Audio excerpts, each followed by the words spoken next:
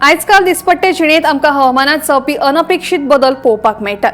केन्ना पावस, केन्ना वत, केन्ना दव पडटा जाल्यार अकस्मात कुलकुल्याची थंडी। तुम्ही केन्ना विचार केला हे अशें एकाच म्हयन्यात वा खंयच्याय हंगामात कशें कितें जाता आसतलें ते?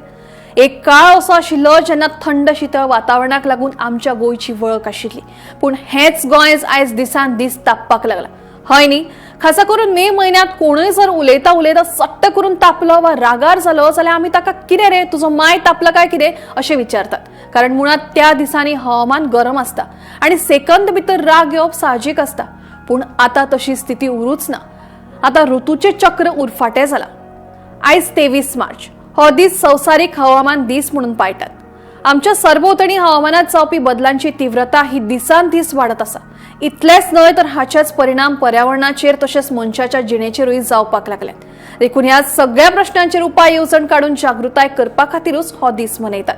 गोंयांत जावपी ऋतूंतले बदल जर आमी पळयले जाल्यार परिणामांचे भयानक चित्र स्पष्टपणान दिसपाक लागला।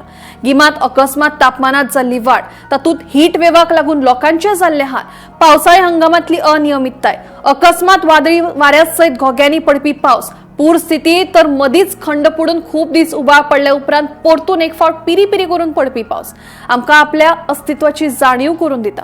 जाल्यार शियाळ्या हंगामाचो चलिल्लो आपालिपाचो खेळ, मदींच दव, मदींच गरमी तर परती थंडी असो हो पॅटर्न कसो कितें आनी केन्ना सुरू जालो कोणाकूच समजलें ना।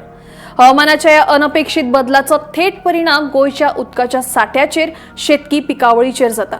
आमकां फुडाराक सामकेच वायट स्थितीक तोंड दिवचें पडटलें हाची चिन्हां आतांच आमकां दिसपाक लागल्यात। देखून आयच्या ह्या हवामान दिसा निमतान आमी आमचो सैम, आमचे पर्यावरणाची राखण करपा खातीर कशे कितें खर उपाय येवजण काडटले हाचेर चर्चा करून ते प्रत्यक्षात हाडपाची गरज आसा।